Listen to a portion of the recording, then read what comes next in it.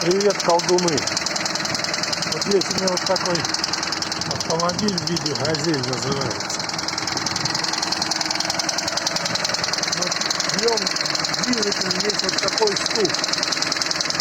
Мне кажется, что это расстрел шестер.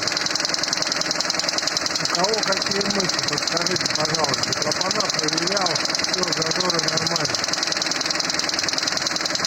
Она просто долго стояла, на ней не ездила. Когда завел, появился такой стук. Что было до того, как ее ставили на зимовку, никто не знает.